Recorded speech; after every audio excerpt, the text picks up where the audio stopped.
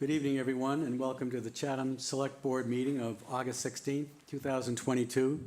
This is a joint meeting with the Council on Aging Board of Directors as well. Please note that the meeting commenced about 5:33. I'll read my thing that we read every time. Pursuant to Governor Baker's July 16, 2022 signing of an act relative to extending certain COVID-19 measures adopted during the state of emergency, including the extension of his March 12, 2020 order suspending certain provisions of the Open Meeting Law, General Law, Chapter 30A, Section 20, until March 31st, 2023, this joint meeting of the Chatham Select Board and the Council on Aging Board of Directors is being conducted via in-person and remote participation.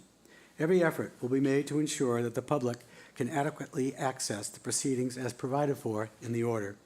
A reminder that persons who would like to listen to this meeting while in progress may do so by calling the phone number 1-508-945-4410, conference ID 203-386-491#, or join the meeting online via Microsoft Teams through the link in the posted agenda. While this is a live broadcast and simulcast on Channel 18, despite our best efforts, we may not be able to provide for real-time access. We will post a record of this meeting on the town's website as soon as possible. My first order of business this evening is to call a roll call of the Select Board, and I will do that presently. Mr. Metters. Present. Mr. Shell. Present. Ms. Davis. Present. Mr. Nicastro. Present. Chair is present as well. And I will also ask the chair of this Council on Aging Board of Directors, Pat Burke, to convene to call her meeting to order as well. Pat. Joan Bagnell. Present. Barbara Siegel. Present. Joe Gagliano. Present. Betty Magnuson. Present. Carol DeChristopher. Present. Thank you. Pat Burke, present. Thank you very much, Pat. This evening, we're going to revisit the Council on Aging. We've been down this road This before. is Nancy. We've been down this Pat, road. I'm sorry. Please go ahead. This is Nancy. This is Nancy Fields. Pat, I was cut out when you were calling the roll call. I don't know if you called my name, but I'm on the phone. Okay, thank you, Nancy. I did not, but thank you for telling us. Nancy Fields is here, so our whole board is here. Super. Welcome, Nancy. So this is a joint meeting. We're going to look at, take another look at the Council on Aging. We've been here before. Hopefully we can get this thing cooking tonight a little bit, and I'll turf the meeting over to Jill Goldsmith, who will introduce the participants. Jill, Ms. Goldsmith. Thank you, Mr. Chair. Tonight, the project team members, architect Joel Bargman, as well as the owner project manager Rick Pomeroy, will be providing an overview presentation of an interim findings for the feasibility study that had been conducted at the board's request from your December 7th, 2021 meeting. At that meeting, it was a joint meeting with the Council on Aging Board of Directors, and the vote from the board was to the town manager to come up with available funds to commence a feasibility study for an attached building at the community center with programming directed at the C.O.A. Directed by the C.O.A. to pursue a bifurcated model with a scaled-down building at the current site and programming at the community center. As you know, the community center is located at 702 Main Street, and the existing C.O.A. is located at 193 Stony Hill. So with the board's indulgence, I'm going to turn it over to Rick Pomeroy, our owner's project manager. Rick? Good evening. Thank you, Jill. We're happy to be here this evening to provide you the results of our most recent studies. And what you're going to see is a lot of information, and a lot of it you're not going to be able to really digest in one sitting. However, we felt it was important for the entire group to realize the process that the team went through to get to where we're at with discussion and options today. Particularly with the community center, Joel and his team looked at, as well as the rec department, looked at operational studies within the community center, and tried to gel in some operational components for the Council on Aging during the open times, which you'll see is very sporadic and not consistent.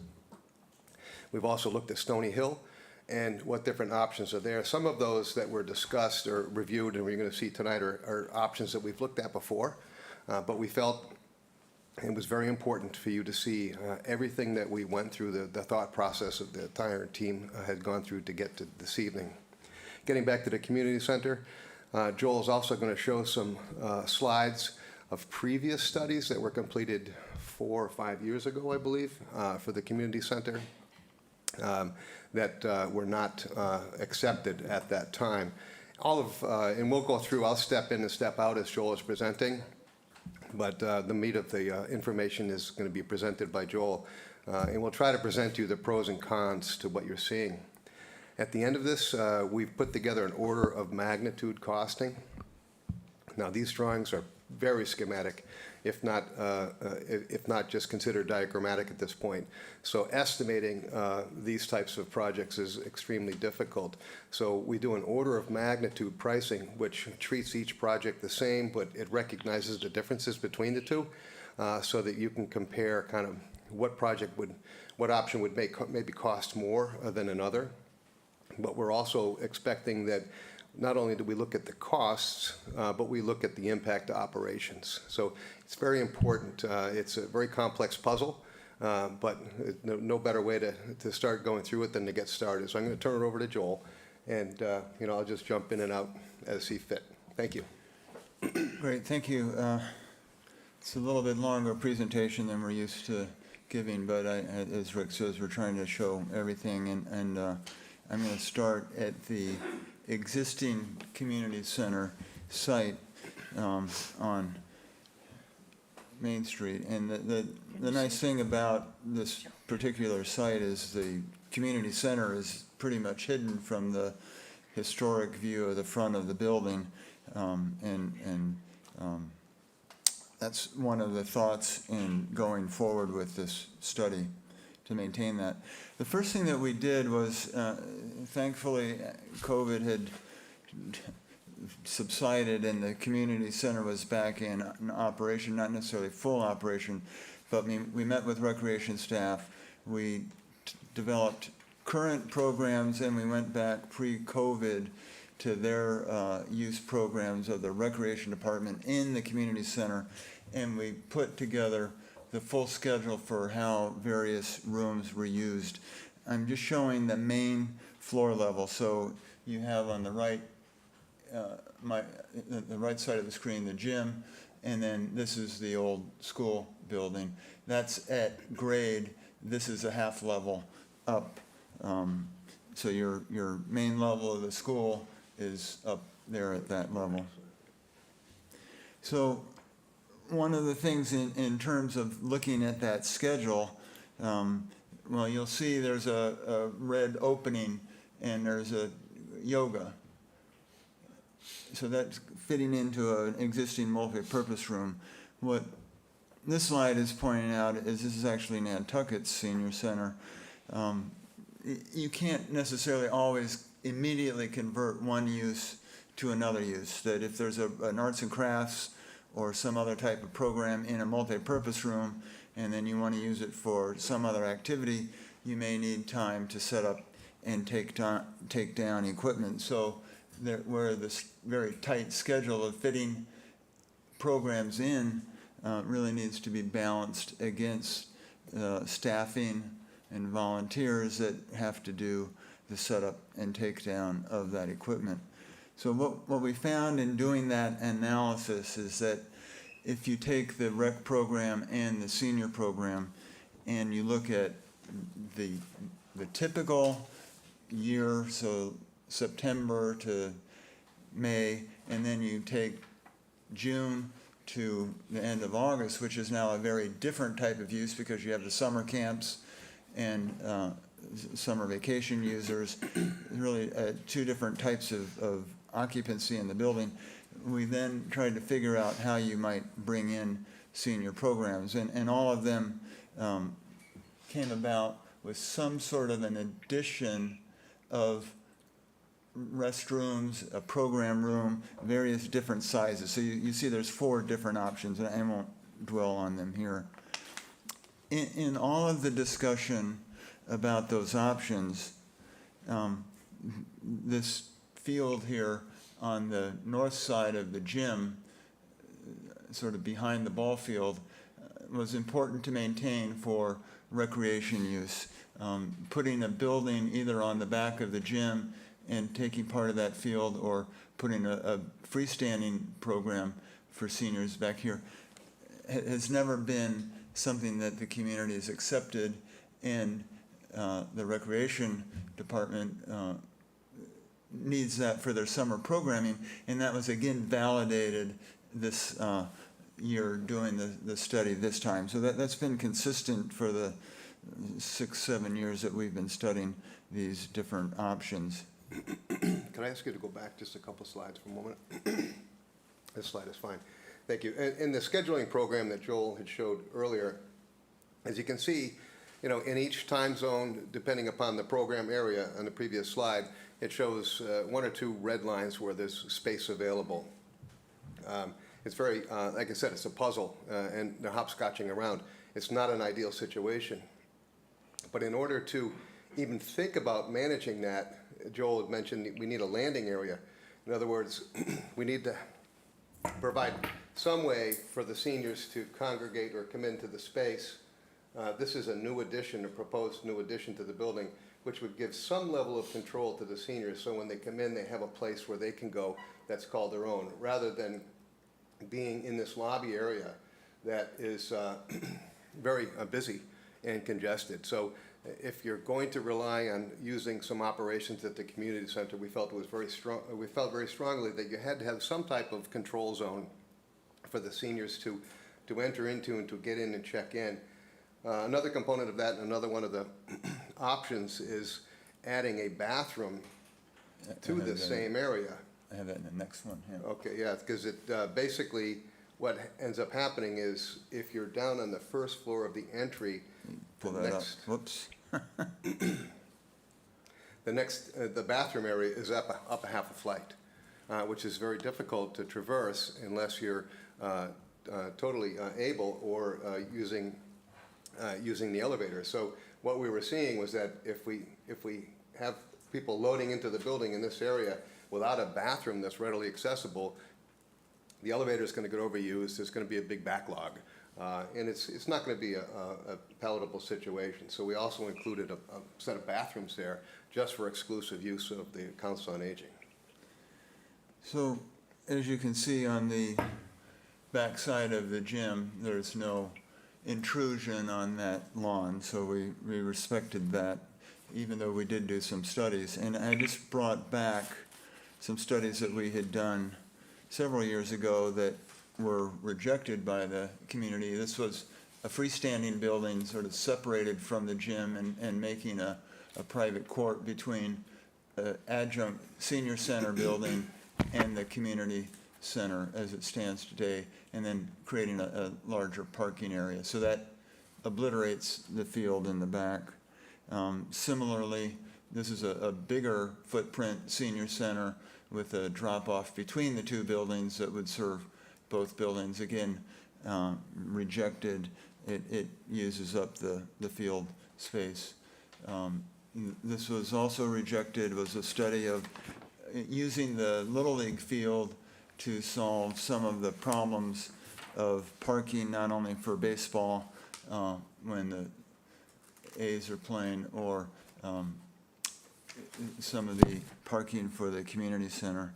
And then the last option was literally putting the building back there on the ball field site, and again increasing the parking. But I'm just showing this for the record to show folks that over the years we've studied many different options for this site, and we didn't redo these because they had been done before and rejected. So there are 5 different studies for how you might use the bigger site. All of which, if I may, all of which sacrifices the recreational area to the back of the facility. So the sort of preferred resolution of those initial studies that Rick pointed out put a new addition on this corner where you can still have an entry, but it's sort of an unused corner. It was designed with the thought that there may be additional program going in that corner originally.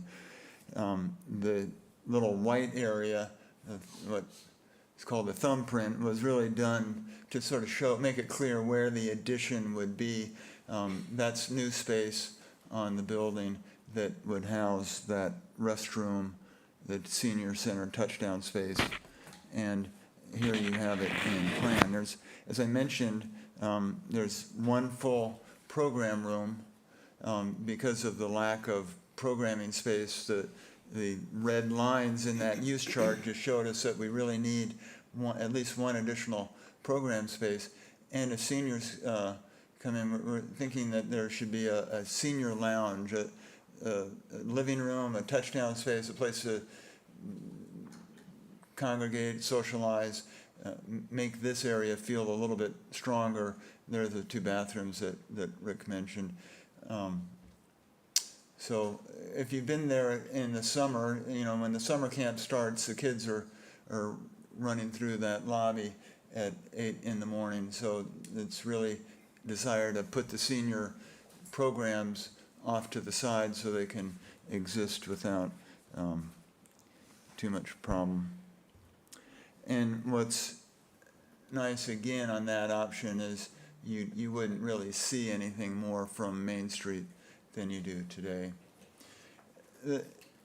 To put all the options to bed, we did say if you wanted to do a bigger design, a bigger footprint, and you didn't want to encroach on the lawn in the back, the only other opportunity is this west side of the high school building, where we could put a 6,500 square foot addition, and unfortunately, you would put some additional parking and drop-off area across the front lawn, which we understand and know is used for art displays and other functions during the year, so it's not as if that's an unused lawn, but the only way to get a drop-off in front of the addition that might be on the west side of the school is sort of creating another entry and then back out onto Main Street, and you park in the rear. So this is not without its challenges. You're at a grade level here, and then everything else is again a half level above the ground. If you want to get to the gym and the lobby, you either have to park in this parking lot, come in, take the elevator, or take a half flight of stairs, come over, and then go back down and go to the gym to play pickleball, or you take the elevator to go up. There is another elevator here that takes you to the second floor of the senior center space, but you can see there are multiple levels. So there's 2 levels for the senior center. They don't align with the 2 levels, the 3 levels actually of the school, and the ground floor does align with the gym, but there's the seating area for the gym in between those 2 spaces. What this would do is give you the multi-purpose room, though, that the seniors need: a full kitchen, a loading service area, living room, congregational space, control zone, and on the second floor, it would allow you to bring the senior offices, Council on Aging offices, down to this site. So it's a 6,500 square foot addition onto the existing building on the front side. Can we stay with that for 1 second? Yes. One of the concepts we toyed with this option was to utilize the existing lower level lobby to access that addition, and which would avoid parking and the drop-off area in the front of the facility. However, the only way to get to that space from the lower level lobby is traversing several sets of stairs, half flights, or using 1 or 2 elevators to get over to the functional area. And I'm sure you can imagine how confusing that would be for if you were dropping off a senior at the front door and then going to find a parking space, and for them to find their way Two, the functional facility was very difficult. So, we tried every way to try to make that work, but really the only great option for there is front drop-off and front parking, which, pretty much takes the entire green area away from the front of the building. So now we'll take a look at Stony Hill. This is your existing, it's actually a three-story building, 2 levels above. There's 1 level below, which I'll show you how that works on another slide. This is actually the senior center access driveway, but it also happens to be an easement way for the housing project, which is on the north side of the site. This is a site plan that was done by Durkee Brown, actually. It's probably 11 years ago. And they maintained the existing driveway, tried to do an addition onto the building, which is pretty tight, but again, they were up against the same problem that we have been. They have 34 spaces on this plan, which isn't really enough. The existing driveway to the rear site, the housing project goes, the condominiums goes along this road, and the property line is on the edge of that road. So from that line over, it belongs to the town, and from that line to there belongs to the housing project. There is a scheme that we said, if you, maybe controversial, but it said if you looked at these as a comprehensive site and could figure out how to make an access road that worked for the housing project and the seniors, would that be a benefit? And I will show you that. But I wanted to sort of start with the site plan, survey plan, and explain that access way and then this easement way that we have to provide. Just standing on the Stony Hill, there's that driveway and the other driveways. I said the senior center is 3 stories. On the front, it's 2 stories, but it drops off on the back. So there's a 8-foot drop off front to back.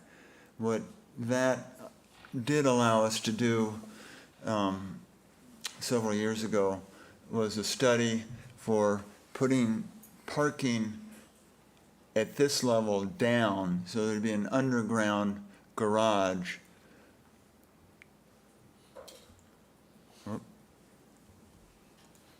An underground garage below a building, and that would get you some 25 spaces, and then you'd get your additional spaces out here. So we could get up to approximately a total of 40, which is really somewhat undersized. We had another version of it here. I think it's 34 and 24, so that got us up to almost 55 or 60 spaces between the 2 sites. Careful where you're clicking. Sorry. That menu's coming back up. Yeah. So underground parking is not inexpensive. We did price that out. It's about $30,000 to $40,000 to structure a building above a parking lot per space. And some of the other things that you get into that made this option a little unattractive is that if you park underneath here and that's open to the air, then you have to heat the floor of the senior center. Otherwise, in the wintertime, that floor gets extraordinarily cold. You have to put dry sprinkler systems in the garage. The garage functionally solves a problem. It's expensive to own, and it's expensive to operate. So what we looked at this time was trying to figure out if we could put something on that did not require that underground garage. But again, we have in the arsenal of options the 2 versions with underground parking. This would be putting the parking of 40 spaces where the existing senior center is today, and then putting a 2-story building where your parking lot is today. and it maintains that access road just the way it is, and it unfortunately blocks off the easement road. So we'd either term that not feasible, or you'd have to work with the condominium owners to eliminate their easement rights. That also, all of these versions require an extensive retaining wall along that, is that the westerly side, all the way to the parking area. So all of that slopes down now, so we would have to build probably 12-foot high retaining wall to accomplish the parking area. So the other idea is to build a two-story building on the footprint of the existing building, and then put parking where there's parking today, and then that maintains the easement rights, and it maintains their access road. 36 cars, I think, is not enough for the building, even on the reduced size of 9,200 square foot. It's smaller than what we had at 1610, but we still would make the case for the 55 to 57 spaces, because what really controls the parking is the surge capacity of your multi-purpose room, which is really the same size. It can seat 100 to 150 people, and if you have that kind of a crowd, I don't know, you're not going to get everybody on a site here, but there's not really enough remote parking, in our opinion, for 36 spaces to be sufficient. So what we were trying to do is see if we couldn't approach that 55 number, and the only way we can figure out doing it is to sort of have a commingled site plan where the access to the condos is this way, and we rebuild their rear portion of the parking lot to actually make that better. But by doing that, you're also making this area more efficient, so you can get up to 49 spaces there. So these 3 spaces would have to be negotiated because they have the easement right. Hopefully those would be senior center spaces, but you can see they're outside of the property line. So there's a lot of obstacles with this plan, but we were just trying to come up with an option that might be more affordable than the garage option of here's how you can get up to close to 50 spaces on this particular site. What's nice about this site is you could do the 1 or the 2-story building. This is the 2-story plan. It's not all that different from what you've seen previously. A nice big multi-purpose room on the ground floor, a kitchen supporting it, restrooms, a program room, a future addition for supportive care, senior care, and a lot of different ways to describe that. And then offices on the 2nd floor above this wing here. You could also do the 1-story scheme, and this will look familiar to a lot of folks. We used the model from Middle Road way back, which is actually quite a nice scheme in terms of being 1-story, having flexibility to add and expand or build on in the future. So it's a relatively simple plan. It has a nice entryway, a nice sequence of spaces. Nothing that new here, but those 2 buildings are roughly the same programmatic size. And then I just wanted to leave before Rick starts talking about the cost is that, really what we want to do is build a senior center, and it's so dry to talk about the sites.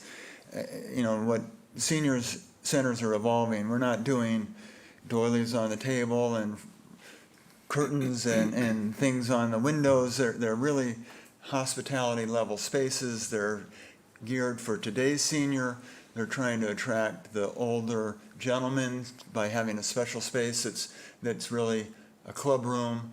It's maybe looking at the younger crowd in terms of arts and crafts, doing maker spaces instead of just the traditional arts and crafts program. You have your arts and crafts, but you also have digital programming. So I just want people to have an image as we leave that these senior centers are changing and they're quite exciting. Here they have a greenhouse in Randolph, you know, a really inexpensive and fun space.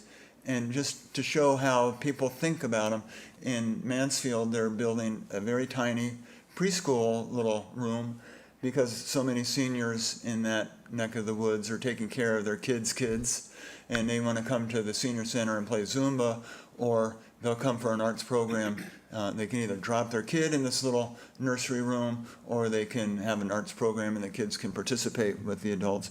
But it's an idea about bringing not only different generations together, but solving some social issues that we have in society. And I just wanted to leave images in people's heads that these are really rooms and not just site plans that we're looking at. Rick. Thank you, Joel. So with all of that, we made the decision collectively to look at 3 different models. Model 1 is, in addition to the community center, that would be the thumb that Joel was describing at the lower entrance, a new senior center at Stony Hill, and demolishing the existing senior center. And that's a 9,000 square foot total project. Model 2 was a new senior center at Stony Hill with no addition at the community center. And Model 3 was a new senior center addition at the community center, including the site work, which would sacrifice the recreational space to the back of the facility. As I had mentioned before, these are just order of magnitude costing. The estimating firm of PM&C worked with Joel and his team on putting together the numbers. PM&C has estimated it 3 or 4 of Joel's projects at this point. So estimating meaning through feasibility, through schematic, and bids received. So they have a pretty good handle on where the numbers are falling based upon design. They're very generous and conservative, I should say, with their costing at this point, because we really don't know, what the environment's going to look like even 2 months from now. So, we treated everything the same. Just to give you an idea as to, we also have low to high numbers for each option or each model. And we've adjusted our owner's development costs, or our soft costs. And we've carried escalation through July 2023, which for all intents and purposes, what we would be considering construction start, or when the estimates, when the bidding would begin. We've also included an owner's contingency at the bottom, and that's the kind of numbers that we're looking at this point. This is a great jump from where we were at 1610, an even greater jump than where we were at Meadow Road. But as you all know, the numbers continue to go up at a staggering pace. This is kind of our picture at this moment. The goal this evening is not to get too fixated on the costs, but more come to a conclusion or have discussions on the options and what makes the most sense for the community. So I think what we could do is we could go into a Q&A, and we could put back the models back up on the screen and try to address everybody's concerns as best as possible. Okay, well, thank you, Rick and Joel. Really appreciate the inventory or the arsenal of options that you've thrown at us this evening. If I might, I'm going to turf it to the select board initially, and then I'm going to turf it over to Pat to kind of poll her board of directors, and then we are going to entertain public comment as well. The public here and or online can ask questions here, and those folks online as well. So if I might, I'd like to turn to the select board. Dean Nicastro. Mr. Nicastro had his hand up. Go ahead, Mr. Nicastro. Thank you, Mr. Chairman. Thank you for the presentation, and I appreciate the presence of the full Council on Aging Board, to whom I serve as the Select Board liaison. So a number of us here have been working on this for 7 years. This is my 8th year on this project. And I think we're at a critical point where we have to make a decision and stick with it. I have a few questions.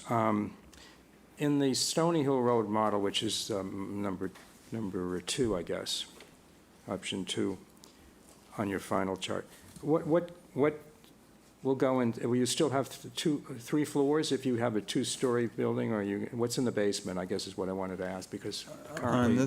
this version, there's no basement. The first floor of the multipurpose room is at grade of the parking lot, and the second floor is above there. So it's not, there is no basement. And as Rick said, in both of these, we would be building up that parking lot, so leveling out that edge so that this would be all accessible for disabled or challenged members to use.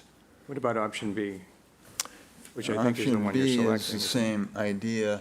The building's actually brought down a little bit to get to this grade, and so there's nothing below it, nothing below the building. Do the, you wanted to say something? Yeah, I'd love to add something to that if you don't mind.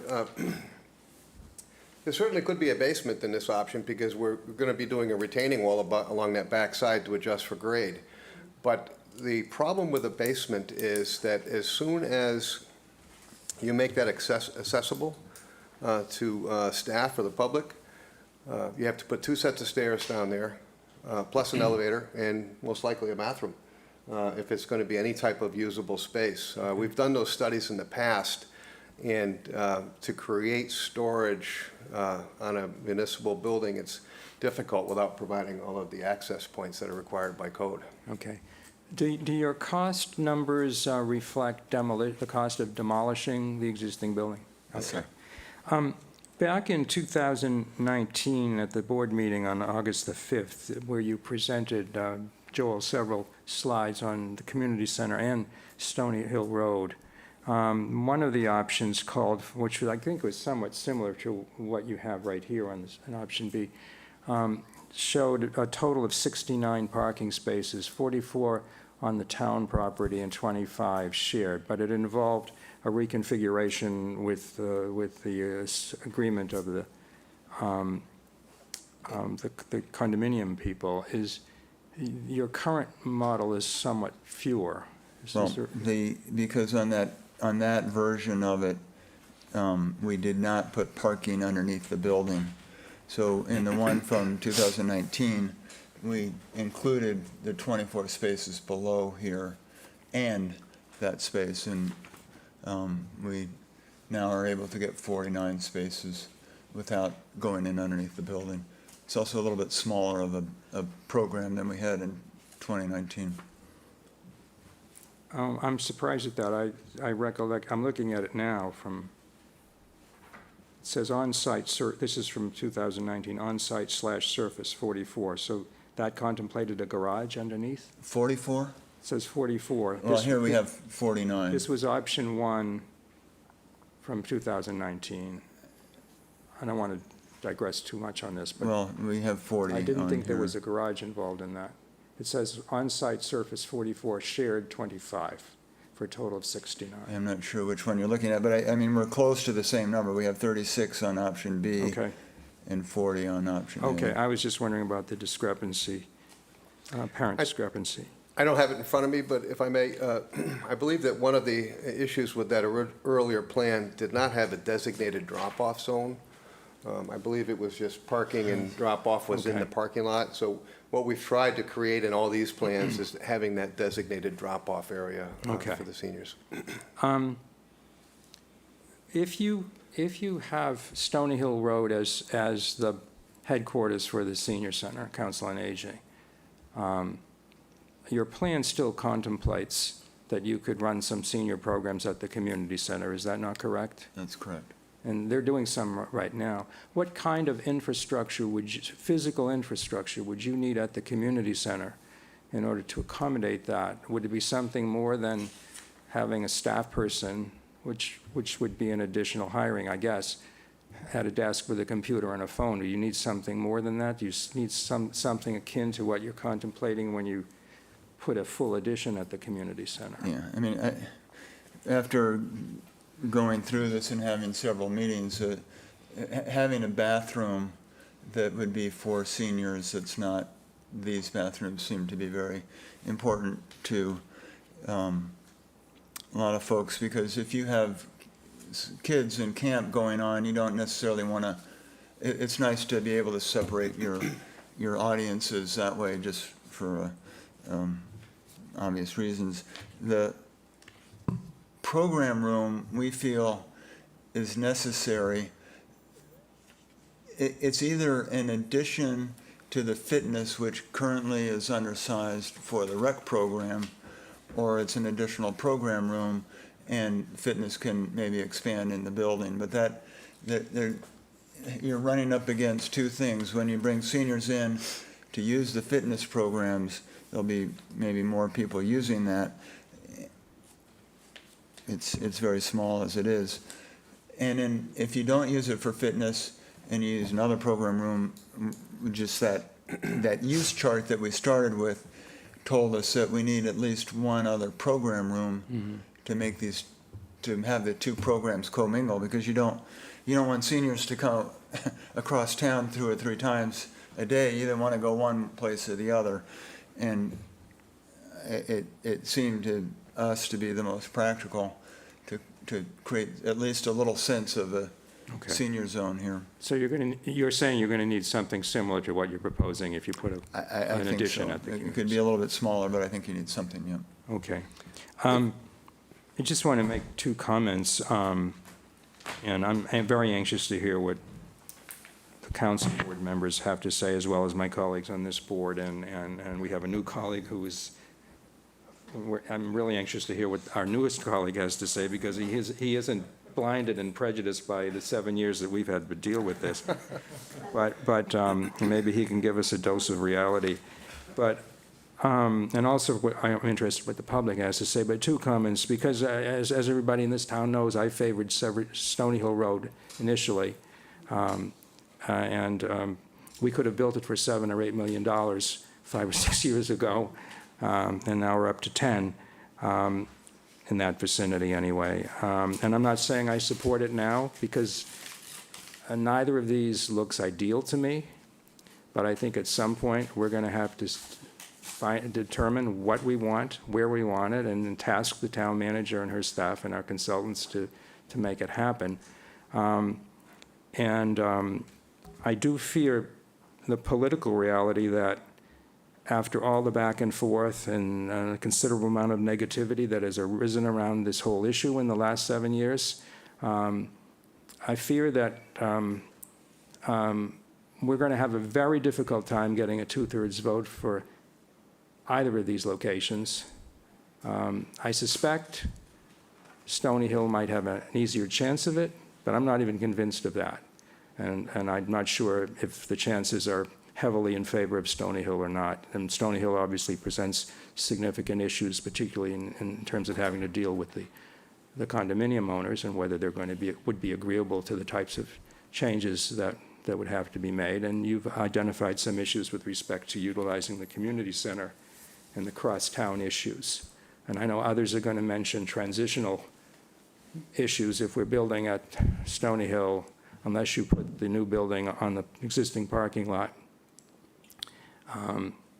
And even then, people are going to be concerned about where we're going to house programs in the interim.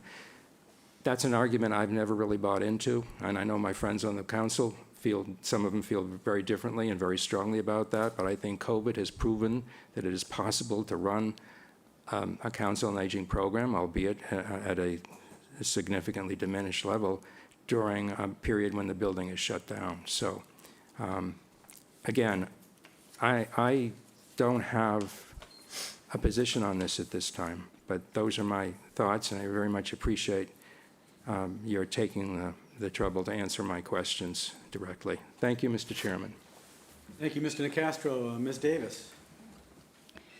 Thank you, Mr. Chairman. And Dean, thank you for your thoughts, too, and looking forward to hearing everybody else's today. And I'm looking at the community center as it was presented for the 2 options, and I'm just going through the laundry list of things that seem to be problematic in in some of the areas there.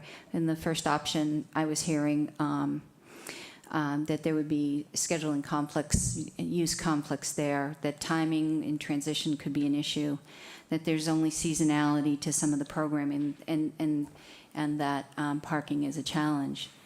I did notice that some of the options here were only for certain times a year to be able to utilize certain spaces within the community center, and then certain only limited times a day.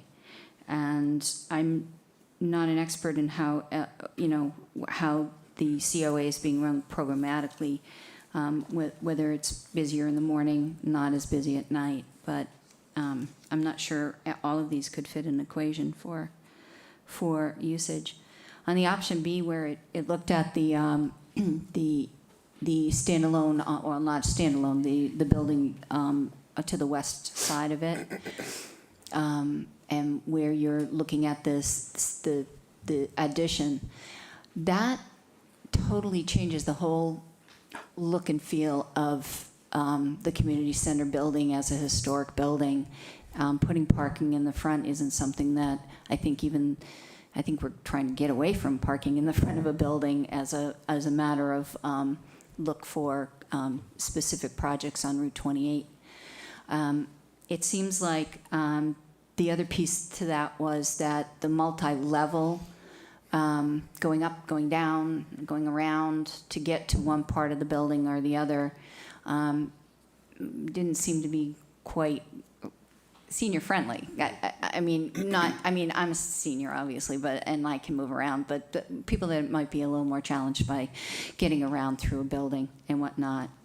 And was there an issue with windows, limited windows on that proposal, or that was on the back side? Okay, thank you. As far as so I really don't have any questions. I simply have comments at this point. And it sounds to me like the existing senior center has some legal and logistical issues to where the parking's going to go. And, I'm really, as Dean had said, I'm not thrilled about either one of these proposals. I know that everybody's trying to do their best with what we gave you directions with. Unfortunately, I guess we were short-sighted in not looking at it a little deeper. But that's all I have for right now, Mr. Chair. Thank you, Ms. Davis. Mr. Shell. Well, let me say to begin, I will do my best to overperform against the overpromise that I got from my friend, Mr. Nicastro. And let me start by saying I think you gentlemen and your colleagues got a very tough assignment, and I think you've done a remarkable workmanlike job with what you got, what your assignment was. You've given us the pros and the cons. You've been even-handed. I will say that Shireen has said much more diplomatically than I might have otherwise said some of the things about the shortcomings. I mean, to me, this whole thing, and certainly the community center, is a little bit like trying to fit a 6-foot man with a 5-foot suit of clothes. I mean, it just doesn't work. It doesn't compute. The existing senior center, I think, has some challenges. I'm not prepared to say that we couldn't overcome those challenges if we put our minds to it and really said, we're going to make this work one way or the other. I think those, and I, by the way, will be very interested to hear what the C.O.A. board has to say about it, because one of the things that particularly today seems to me to be the case, and as I've observed this over not as long a period as the rest of you have, and in particular some of my friends on the C.O.A. board have, is that it's one thing to express considerations and thoughts and so forth, But at some point, expertise and efficiency and professional considerations have to intrude, I think. And for example, Dean said something about what we could have built Middle Road for. If you look back at not only Middle Road, but 1610, you know, we're getting smaller and smaller at more and more expense. And some of that is a function of expertise sort of going a little bit by the boards, I think. I'm talking about building expertise and service expertise and program expertise. I think that, as I say, we need to have a clear recommendation from people who are in charge of delivering the services that we need to be delivering, and then we need to figure out a way to make that happen. Obviously, those recommendations can be tested and questioned and studied and so forth, but at the end of the day, it seems to me that's the central focus. I'll say one other thing. In the course of my campaign to be elected to this board, I spent what for me seemed to be a fair amount of time being schooled on the community of seniors in this town who don't necessarily always take, but who really do need and can use effectively services that the senior center, the C.O.A., is equipped to deliver. And not all of those are people who have alternatives, whether it's the library or the community center or the country club, whatever it is. The senior center, for I think many not so obvious people in town, is something that can be an important resource in their lives, and I think we need to keep that in mind. So, like my colleagues to the left here, I don't have a position with respect to anything. I do think that we're a long way from something with this study that we can say, yeah, that's the direction we ought to go. Thank you, Mr. Schill. Mr. Metters. Thank you, Mr. Chair. No, I'm here tonight just to kind of listen. This has been a very, very, very long road, very in-depth conversation on a very vast variety of locations over the last 7 years. And, we can start picking apart the proposals out there. I'm more interested in comments. Ms. Davis is absolutely correct when she says about changing the streetscape view of the community building if we start putting parking in front. Traditionally, that's something we're trying to steer away from. We're looking at trying to pull buildings closer to the roadway with parking in the rear. So doing something into that vein, probably something not in a direction where I would see a lot of support on, but I could be wrong. Some of the little minor additions that are on the community building that are being, in the packet here, maybe some are viable, just in general for the better of the community building. I mean, that's something we can, as a side conversation. Stony Hill has its shortcomings, it has its concerns, and we've known that from day one. But at the end of the day, I would like to come up with a very reasonable final determination on this project. I think many, many, many people want to see this done in a reasonable amount of time, because once we finally decide on it, it will take a little bit of time to build it. We all know that. And as Mr. Shell commented, and I'm in full agreement, is the longer we wait, we get a smaller building for a higher cost. We've gone down that conversation a couple times before. We all know where it ends, but let's be very positive, very optimistic, and see if we can come up with something. I'm mostly interested in public comments tonight to see what people feel about these, the feasibility study and what's being presented tonight, what comments the board has to make, and collect all that, recollect it, and move it forward. So I'm all ears open tonight. Thank you. Thank you, Corey. Appreciate the comments by the select board. I've got a few myself, having been here since day one. I was, way back when, initially excited about the community center as a site, the C.O.A., because of the synergies and the attractions of having our elderly, our seniors interacting with our youngsters. Thought that was a good model. But if you take the notion that we're not going to encroach upon the green space, if we assume that we aren't going to encroach in the green space, it becomes readily apparent to me that there isn't a model that we can come up with, and you guys, again, I'll echo the sentiments of my select board members, have done a great job coming up with options for us. But there's not an option here that I see tonight for the community center that excites me. In particular, the thumbprint, if you will, having split facilities, I don't like the split facility thing at all. I think the seniors deserve to have a coherent building where they have distinct and great programming continuing in one building together. Number one. Number two, the addition on the front, the southwest corner, the west corner, as has been articulated as well by my fellow select board members, it's a non-starter for me to put parking in front of that building that we've gone out of our way to maintain the facade and the feeling of that community center. We'd just be making, I think, a huge faux pas. I would not get behind that plan. Even though the physical space might work fairly well, although I think the wayfinding there looks difficult for seniors as well. So option B for me is a non-starter, and frankly, so is option A at the community center.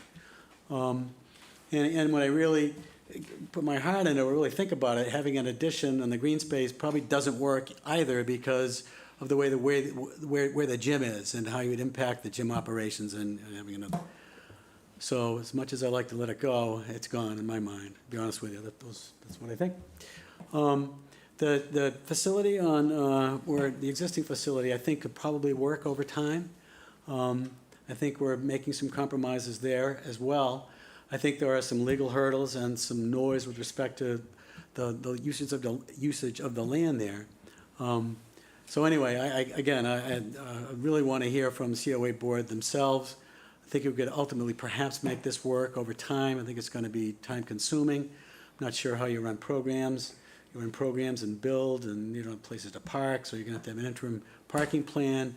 There's a whole host of operational issues with respect to building and using the current space and building new. Anyway, I think there's a lot of operational issues.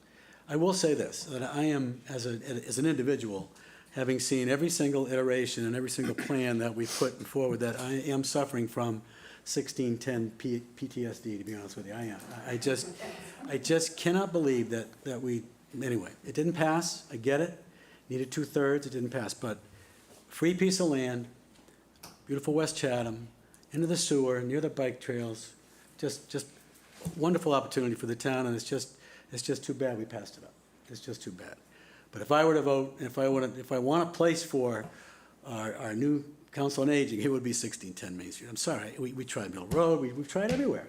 Tried the whole town. Every single available piece of land that we've spec'd in this town is either we haven't been able to get it or it's been defeated. So anyway, those are my thoughts. I don't mean to cloud anybody's judgment, but if we could go to 1610, I think it would be wonderful. Anyway, I will be quiet. We'll turf the meeting over to Pat and really look forward to hearing from you folks. Thank you. So I think we'll probably start with Nancy on the phone, if she's still there, so she can give her thoughts. Nancy? She's in Kentucky, so I don't know. Pat, can you hear me? Yes, yes, can we you can hear you, Nancy. Okay. I feel like Jeff said it very well, that the bifurcated model, regardless of how it is structured, just operationally, I cannot imagine either as a senior attending programs under that model or having spent numerous hours volunteering as a receptionist at the senior center, making sure people get to the right place at the right time.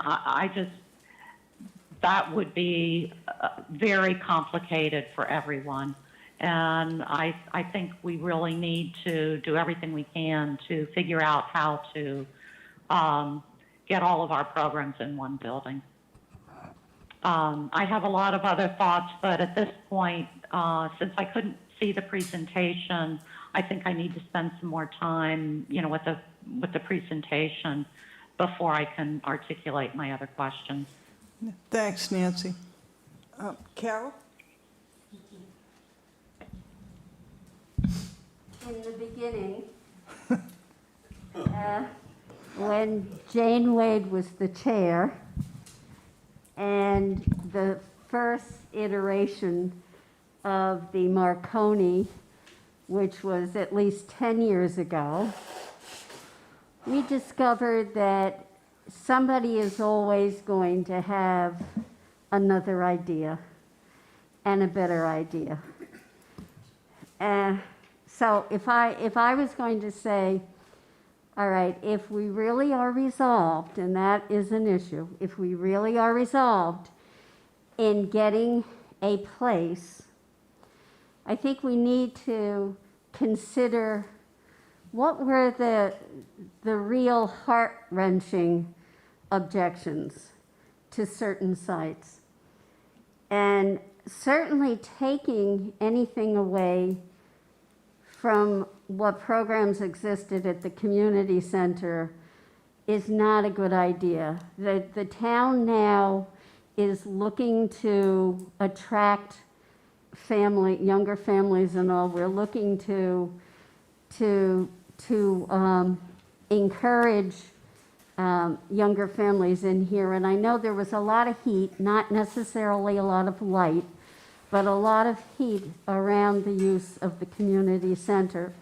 So I think as much as the physical activities or the exercise programs or whatever, if seniors could accommodate themselves with regard to using the community center for the exercise component, that might be a good idea to try and do that.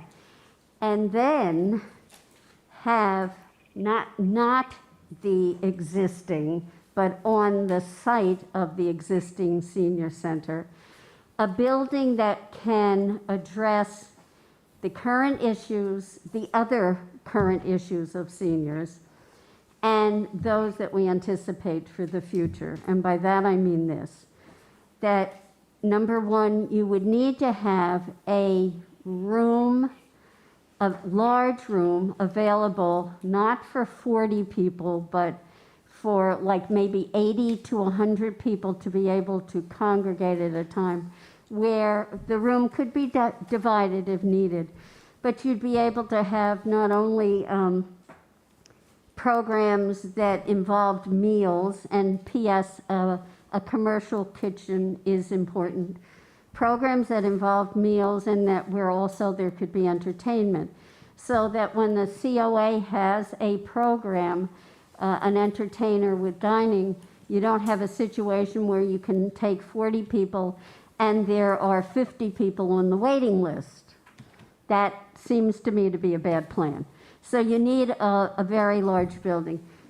The senior, we need other program areas for seniors, for other senior activities, not necessarily exercise programs. Because again, if I'm thinking in terms of exercise programs could be at the community center.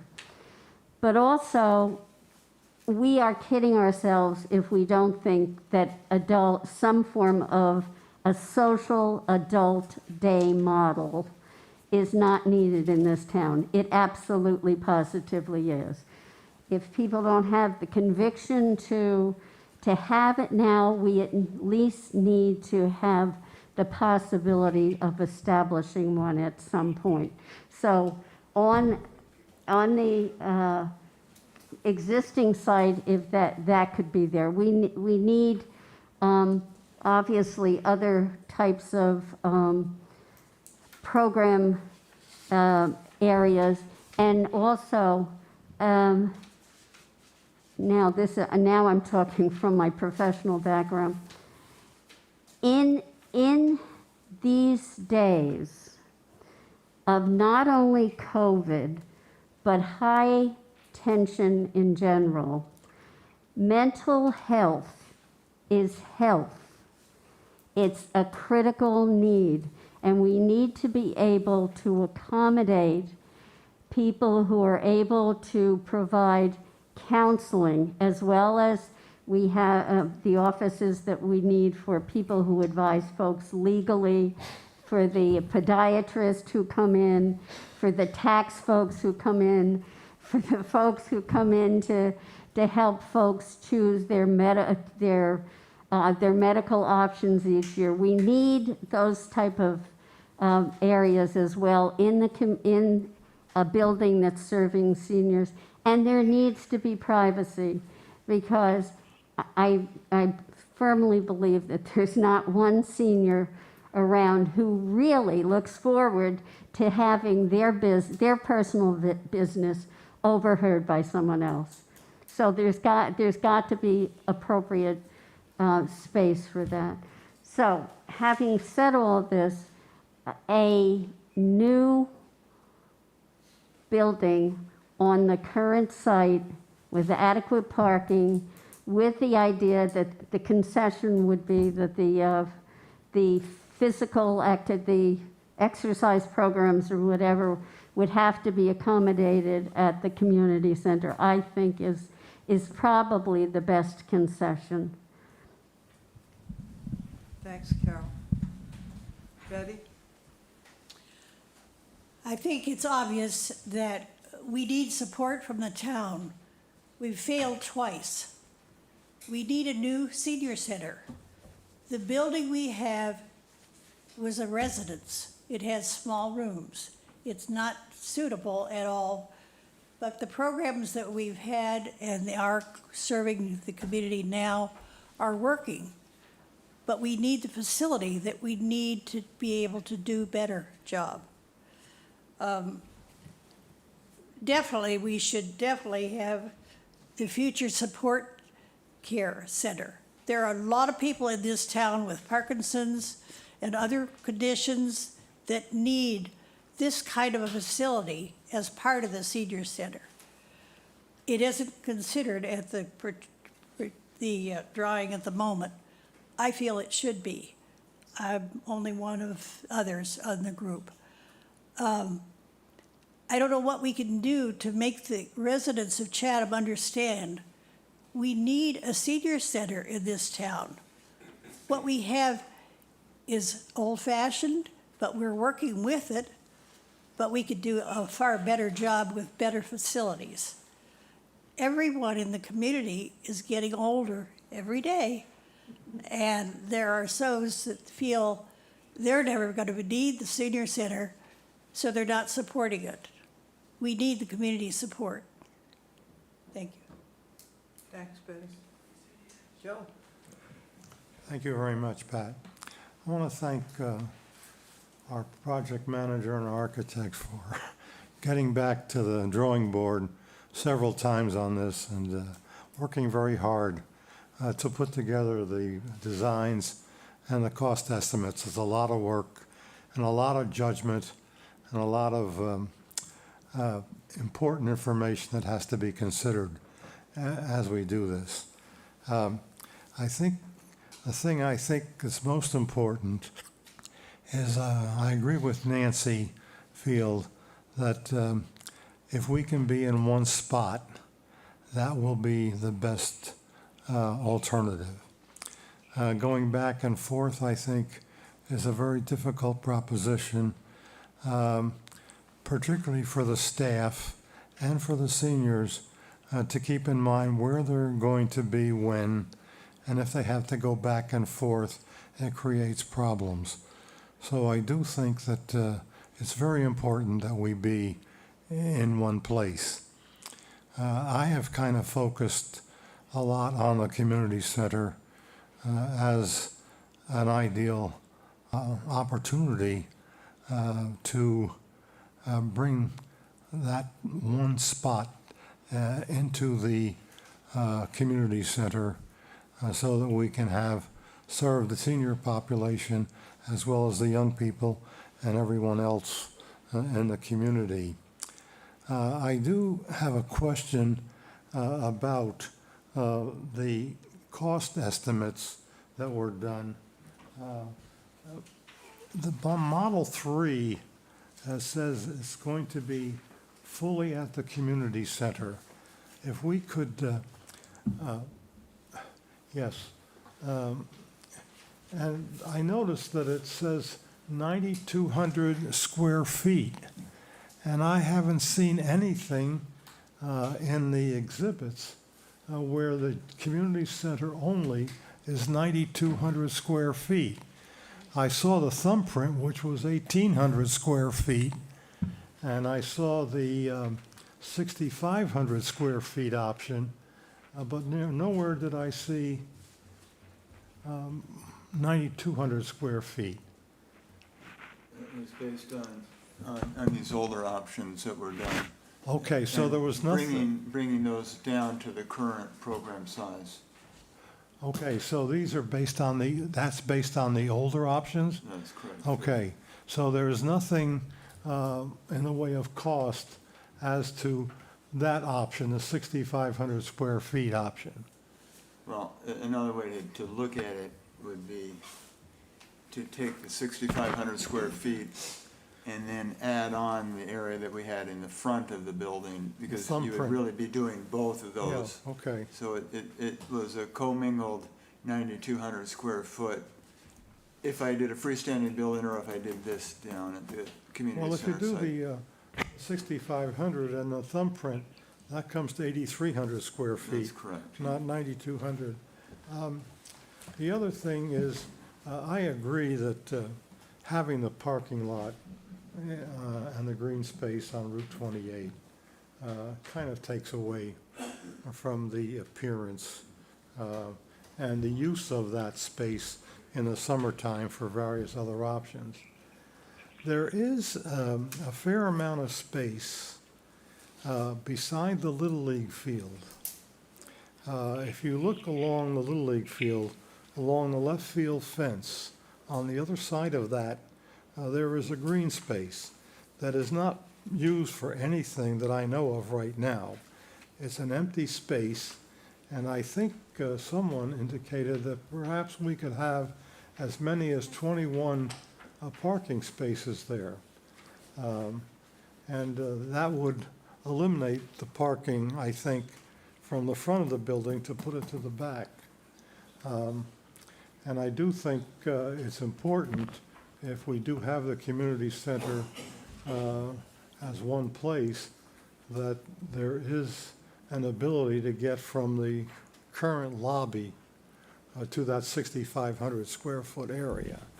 And but I've seen no cost on that, and it seems to me that I don't know much about the cost estimates, but for Stony Hill, we have the additional cost of another facility to house our programs until the building is complete.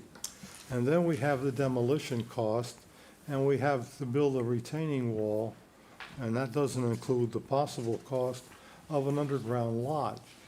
So it seems to me that using the thumbprint and the 6,500 square foot area, plus that space on the other side of the left field foul line of the Little League field, it seems to me, just off the top of my head, that should be a lower cost option.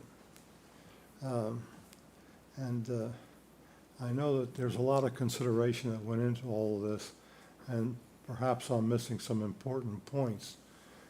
But I do feel that if we can find a way to have everything at the community center, it would have a very positive effect on the interaction of people from all over the community, of all age groups. And it would, I think, minimize the logistical difficulties of having the staff of the C.O.A. going back and forth and having the actual seniors going back and forth. So thank you for the time to get into that. Thanks, Mr. Chairman? Joe. Barbara? Thank you. When we did the floor plans for 1610 Main Street, and it was a great working group, we came up with 10,000 something, what was it, Joel? 10,000 square feet, and it met the programming needs of our community senior center, 10,000 square feet, met the needs. Now we're talking about a possible 6,000 one-story building at the existing site, 6,000 square feet. Or a two-story at 85 square feet, 8,500. Are we going to be able to get all of our programs that are really needed into that space? I don't think so. The bifurcated model, the first model, addition to the community center and demolish the existing center, and I believe that is building at both places, am I correct? I looked at that first one, the addition of 1,800 square feet addition at the community center. And I also, before we're done, I'd like to hear about the traffic report that you mentioned that you received. An 1,800 square foot addition, and then a possible two-story 8,500 at the existing site. And I know that you're running programs right now at the community center. Is it a problem? Are seniors getting lost? Do they know where they're going? I think so. I don't think they're getting lost. I think that I am in favor of the bifurcated model, but I am also concerned about parking there and the traffic report. But going into a 6,000 square foot building, I don't think that's a possibility. That's all I have to say about it. And we'll say the traffic report's in progress. We, as you remember, previously we couldn't do them because of COVID. Yeah. And then we never had reports on the summer use, so the engineers have been here and they've done the summer use counts. But the summer use is very different than come fall, so they're coming back in September, October, and going to finish up separate counts and then finalize the traffic report. If you have the 8,500 two-story building at the existing site, how many parking places was that available, not with underground parking? Well, how many do you need, or how Yeah, many how are many available? would it be provided? Well, we can get somewhere in that scheme up to, it depends on if you, let me just show you it's 40 on one scheme, 38 and 49. So it's in the 40 to 50 range, and we'd like to be a little bit higher. But Thank you. it's in that range. Joe? I think we've been at this for a long, long time. We have a building here, a building there, and we have a vote. I think the problem is we have to do a job. We have got to get it out to the town of Chatham. And there are lots of seniors, I'm including one. I hate to say I'm a senior, and I'm 91. Still, I use a lot of things at the center. But one of these days, I'm not going to be able to drive, and we get concerned about all this parking space. We got to have some other, like shuttle bus or something, because I don't know how much longer I'm going to drive, and I have 3 friends who suddenly are not going to be able to drive. I don't think we should worry so much about the parking place. And I think the thing we've got to do is, every time we have a building and we get a vote, we have all of these false rumors, and they build, and they build, and all these people talk. It's up to us to get this out. And I think we're beginning to do it. And I think that's a big job before we can even think about a building, because we're never going to please everybody. But we've got to sell our brand. And that 1610 Main Street, that was going to be terrific. We could have a warming place for the community. We could have a cooling place for the community. It was built because of the amount of footage, but because we didn't really get the facts out. The facts that when we were in pandemic, the fire department, we were a model. We do all of these things, and no one seems to know about it. Oh, no, we couldn't do that.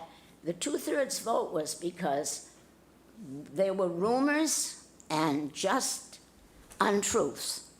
And all you have to do is plant a little kernel. It's like telling a rumor. You build it up, and it gets to be something else. We've got to stop that.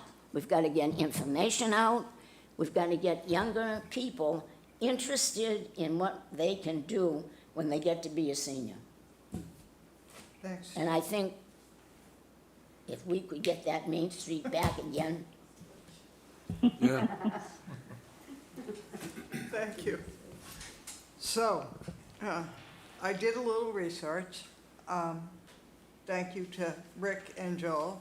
And interestingly enough, I found out that when the Chatham Community Center was redone, you were the people who did it.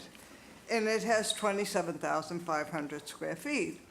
And I thought to myself, oh, if we had only thought then, you know, because when I was reviewing Joel's website, I saw Sharon, a town I'm very familiar with, has a community center with a senior center, 34,000 square feet that they built.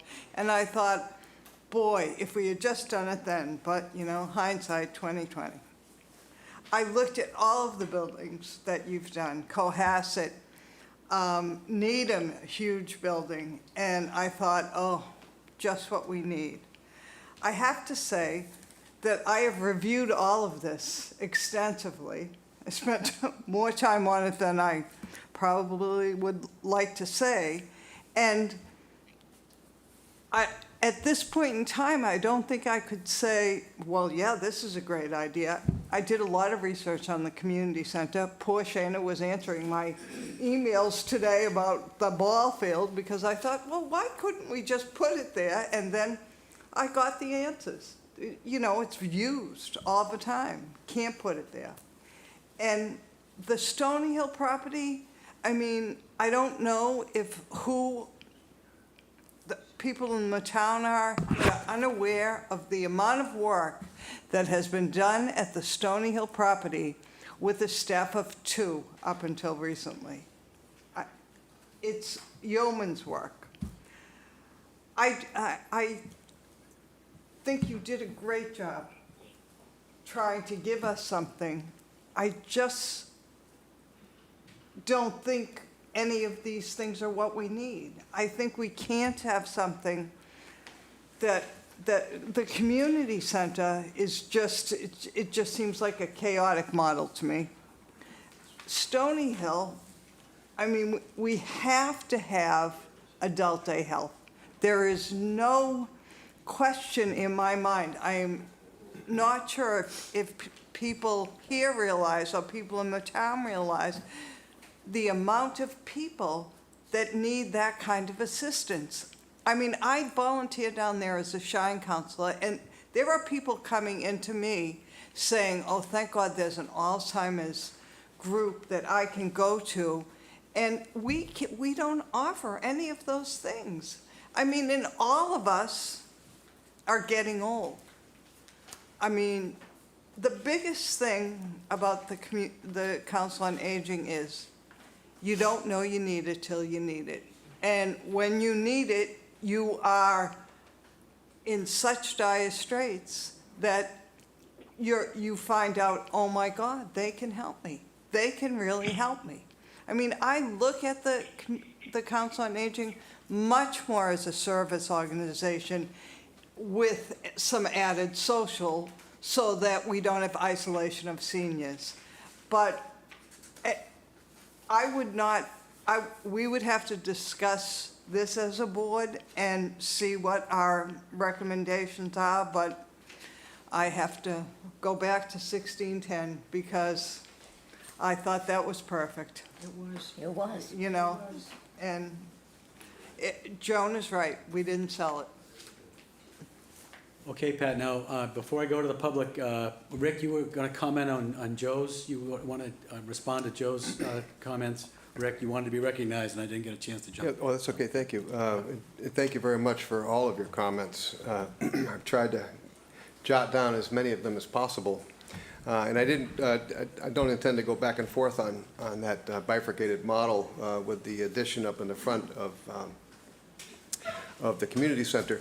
But the parking area that you're describing to the left of the ball field, by left field, would not be adequate to accommodate car width, the travel lane plus the car parking area. It's just not wide enough, and you'd be taking all of your space that maybe spectators are standing and watching the ball game. But it's certainly a good idea. It's just I don't think it's viable because you need to create turning lanes. You'd have to have an exit out of there, and it's just extremely narrow.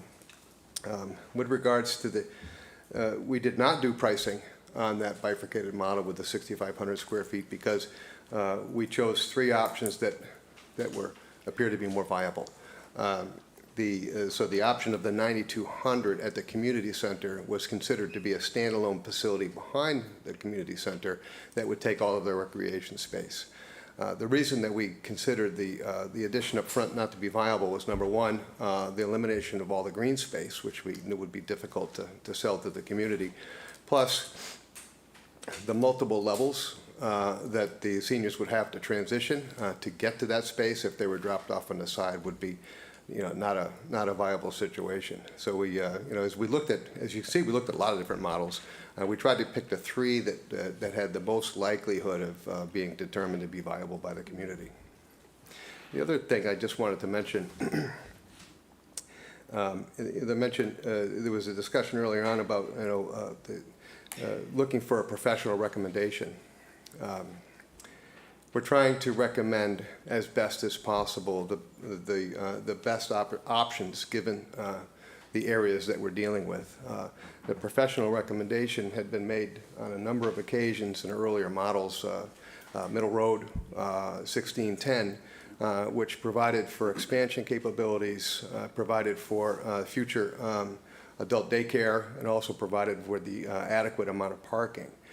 So I don't think that anybody on the team can say that, and as you can see, there's not a slam dunk decision here by anybody. No one has completely supported any of the options because none of them truly meet the 100% of the needs. But what we're dealing with here is that what is the community going to support? And maybe the community is going to support something that doesn't meet the needs 100%. So I would recommend that we try to zero in on that because we've tried the other approach. This is what the professionals recommend, and the community hasn't supported it. So sometimes you get to a point where you have to make a decision: is what do we have to do to get this approved, and is it worth it? So I think we're kind of at that point right now. Thank you, Rick. That was well said. Carol, and then I'm going to recognize Meredith Fry, the chair of the Park and Rec. Yeah, I just had one question for clarification, and that was, could there be storage in a basement that all it was storage at the in the new building at the existing site? If there was a way to access it from that lower level, where a person could enter and exit that storage area, I think that's viable. But any type of storage that you're relying on someone to carry from one floor to the other, or you're expecting them to be down in that basement working, you have to follow the building codes. So generally, what we look at there is, it's just sort of it turns into the ball keeps on rolling, because no sooner do you make it habitable so someone can work down there and they can get the access points, and then the argument is, should they have bathroom facilities down there? And if you remember, we did that study years ago for the fire station. The discussion was we need a basement for that fire station. So we did a pretty in-depth study as to what the additional costs would be to the project, and it was determined at that point. And we did the same thing for the town of Orleans with their police station. It turns into a very expensive proposition. Thank you. Thank you, Rick. I do see Meredith, if you'd like to comment from a Park and Rec's perspective. We have Meredith Fry, who is the chair of the Park and Recreational Committee. Welcome, Meredith. Good evening. Meredith Fry, Chair of Parks and Rec Commission. I'm here representing the commission tonight. The commissioners could not join me because they all have businesses that they are running in these crazy summer months.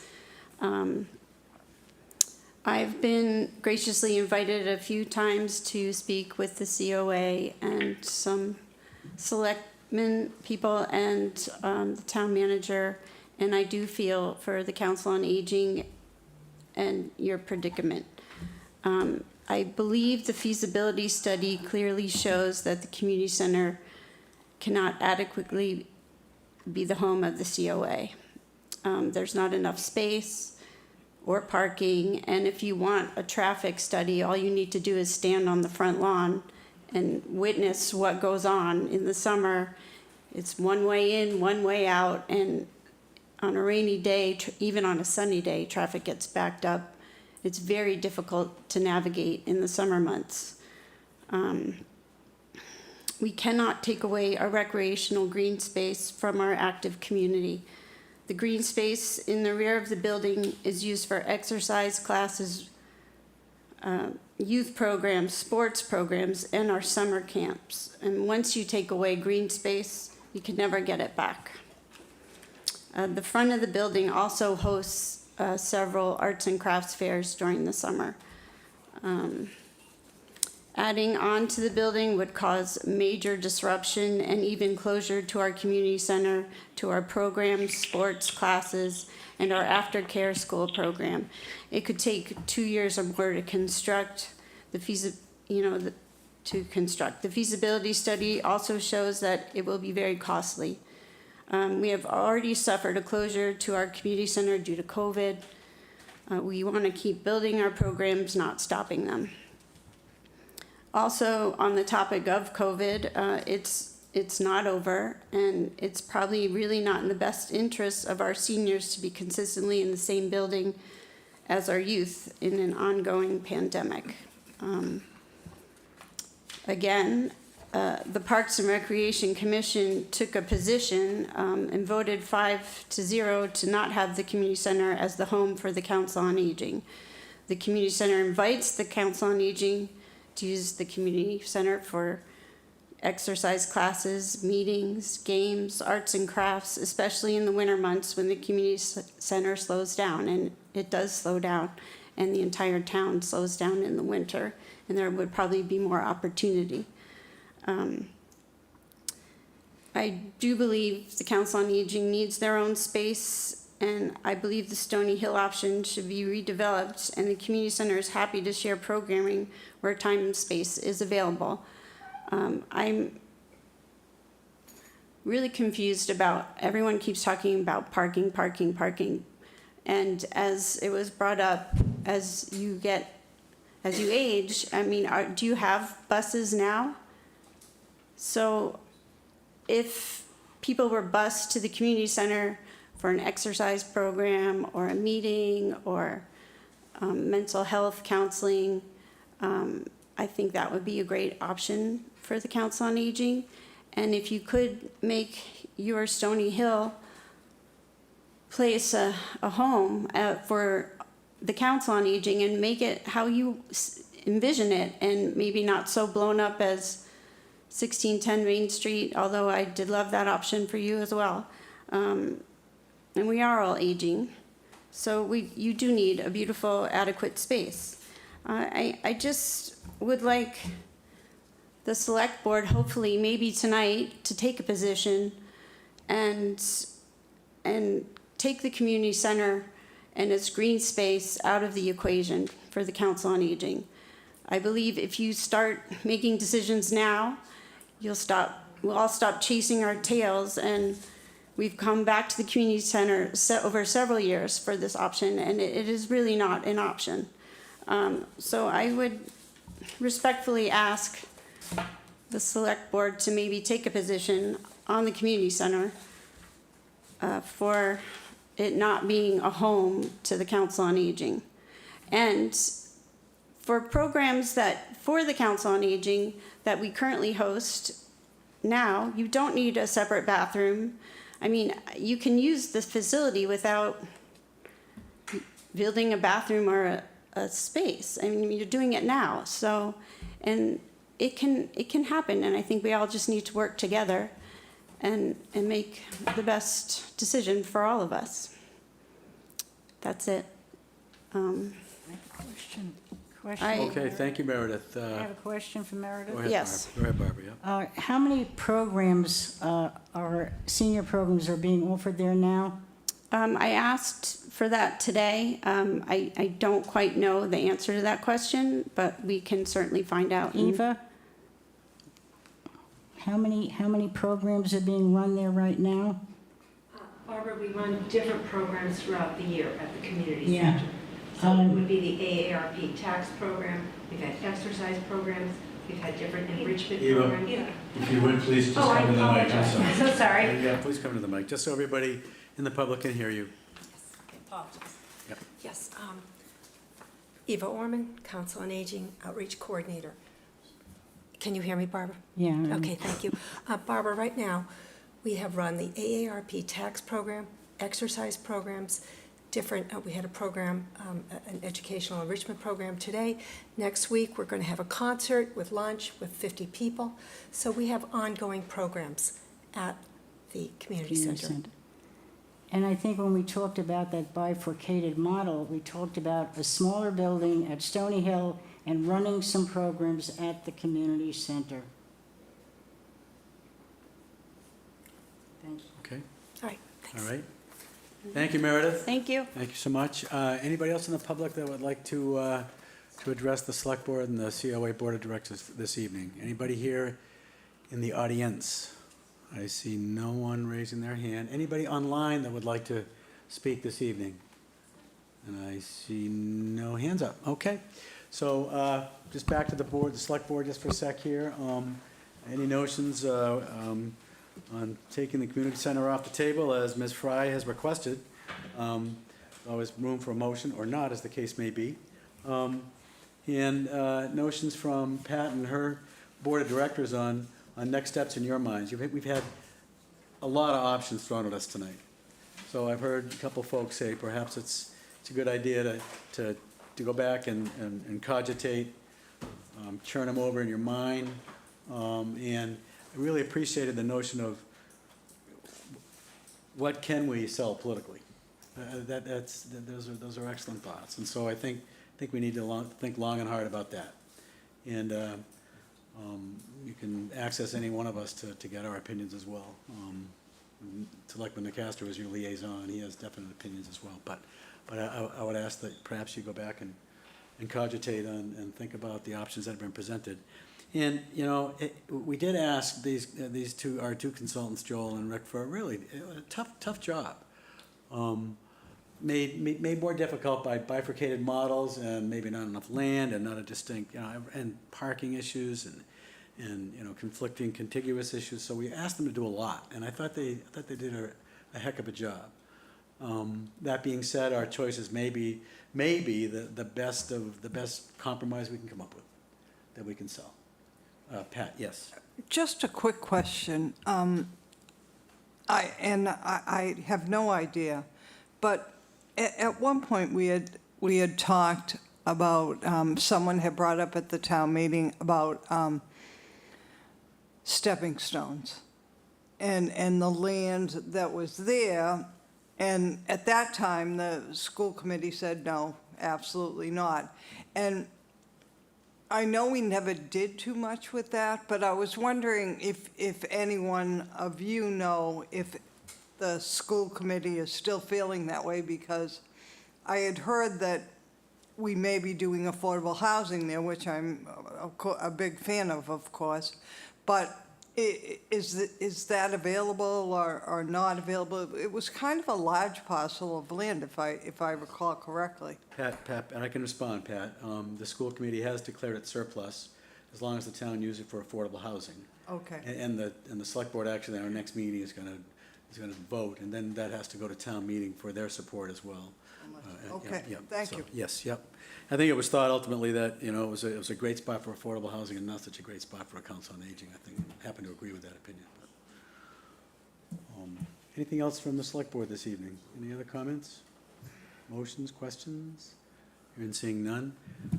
Yes, sir. Yes, Mr. Nacastro, please. I have a question for Joel, I guess. And this has to do with the parking issue, and, Joan Bagnell brought up the prospect of bus transportation. And I know you've done multiple senior centers. Is that something that you think is an agreeable component, or I don't want to say substitute for some of the parking needs, or? We often have to do a traffic management plan, so Needham, as an example, is a site that didn't have enough parking, and so they do have a bus program for using off-site parking when there's a special event that exceeds the minimal parking in their lot. So it is used, but most people would prefer driving. Yeah. I don't see on a day-to-day basis, we don't see the buses being used that regularly. You don't see them being used door to door either, do you? No. It's from someone's home. Okay. Mr. Chairman, Yeah. Sorry, Mr. Nacastro. I just, you're throwing it out for comment. I mean, we've heard Yes. several people, both boards, talk about 1610. Yes. I guess I don't know whether that's a viable option or not. It lost by 98 votes, but it did get a majority of town meeting. And there were some circumstances relative to the weather that morning, as I recall, that probably are possibly impacted. But I guess I would say that, going back to a comment I made at the very beginning, whatever we propose is going to entail a fight at town meeting, whether it's community center, Stony Hill, or somewhere else. And I guess we have to decide, what do we want to fight for? So, I don't know where I come down on this. I mean, I listened to, these were very telling questions and comments particularly from the council board members, and I, worked with them for 7 years, and, so I'm very impressed because they're closer to the programs and the needs. And our consultants have done their best with very limited options put in front of them. So it's a very difficult sorting out that we're going to have to do. I don't know if we should take a vote tonight. I kind of lean in the direction of Meredith's idea that the community center should be off the table.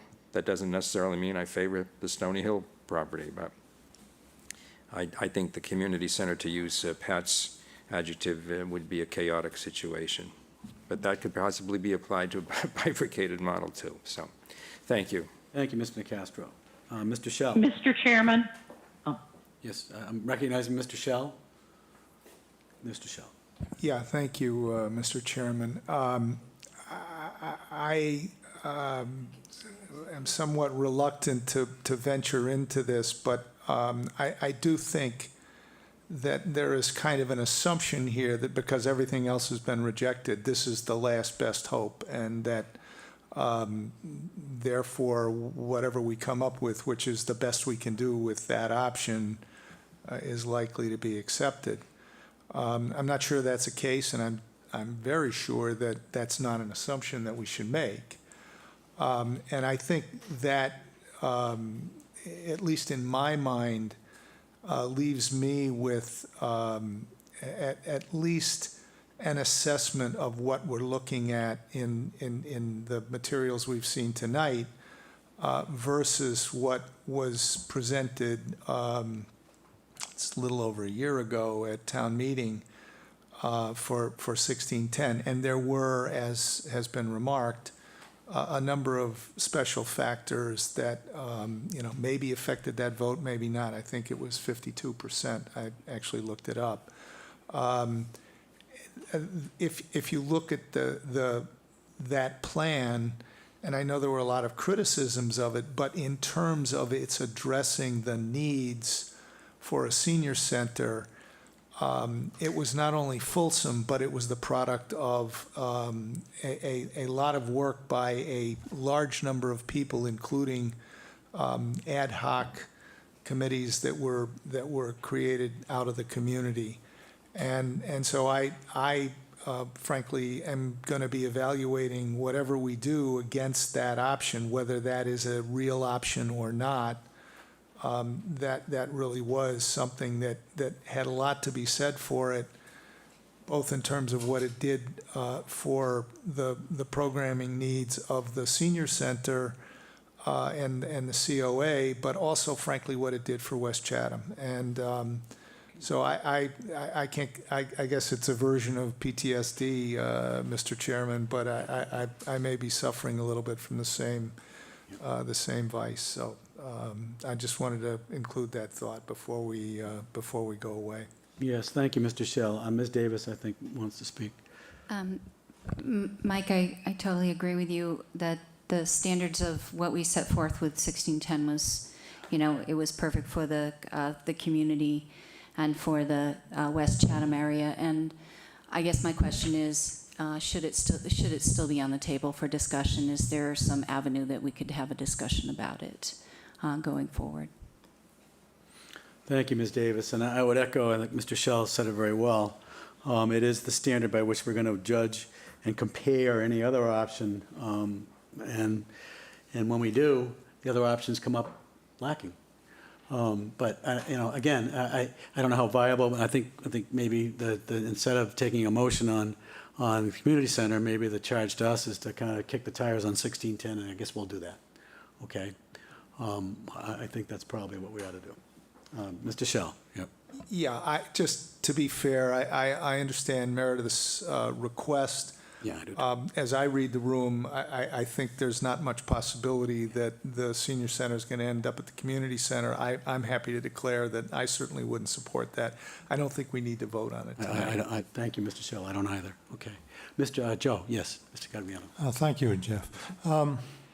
What about Middle Road? Is that property also still available? We haven't spoken about that. We've talked about 1610, but if you recall, the Middle Road property had a pretty low cost at a time when costs were lower, obviously. It was a one-story building. There was plenty of parking. And I think if you want to look at the advantages of 1610 Main, and you could compare it to Middle Road, I think that's also a very viable option, but I don't know if that land has been committed to other uses. Well, at the risk of... Mr. Chair.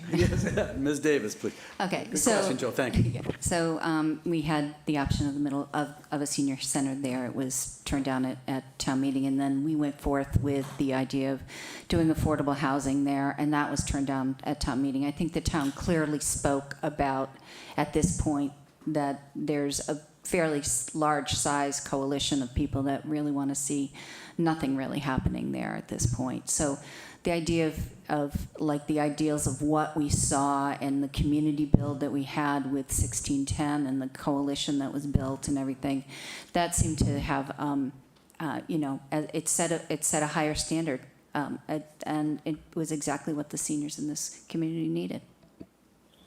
Please. Thank you. I have to agree. I think that we set the standard with 1610, and as a town, we didn't do what we needed to do to get that passed. I mean, we didn't get to the 2/3, and I think a lot of it was the message. I think, and this is my opinion, so I think that we need to get the Finance Committee on board with us. I don't think they were on board with us with 1610, and I don't know why, but I would like to know why. And I think that when you look at other towns that are not as affluent as we are, and the senior centers that they've built, it's why are we settling for less? I mean, why have we decided that we can't get the best for the town of Chatham? And I honestly believe that we need to sell it, and we need to sell it on social media and all the avenues that were against us last time, and hope and pray that, you know, we can get it through, because it was the best option. I'm sure it costs more money now. I think also that when we say we have to sell it, we have to make sure that when we have a town meeting, and whether it's in a field or it's in a building, when these people get up to speak, they're supposed to speak 5 minutes. Stop it. Because everybody keeps on going, and then the attitude is, will we please get this over with? Can we vote? Plus the fact, unless they have the facts, and they have actual facts, not something they've heard or rumors, they have to present the facts, not the rumors. Thank you, Joan. Pat, very well said. Barbara? The Friends of the Council of Aging did a magnificent job of getting the facts out. They did. The social media supported us and got the facts out. The facts were out. Postcards were mailed. Everything that would possibly be done was done. What happened was, that morning, when it was raining, a lot of my friends who were going to go said, no, it's raining, there's not going to be a meeting. Or they didn't want to go across a soggy field. We didn't get 2/3, but we got the majority, and it would have. If it was inside a regular meeting, I think we would have gotten the 2/3. So it wasn't the size, it wasn't the site, it was the fact that we didn't get enough seniors out. I had hoped that the younger people, more of them would have been there to support us, so we would have had our building without impinging upon the community center. And nowhere in any of these plans, I think, have we talked about impinging on the green space at the community center. None of them were. And the comment that Rick made about what can we do to get the town to vote for this? And I probably, if we only have it at the existing site, they can't talk about, like with Middle Road, oh, it's too far away from town and the road isn't safe. If it's in the same site, I think perhaps that would help get it through.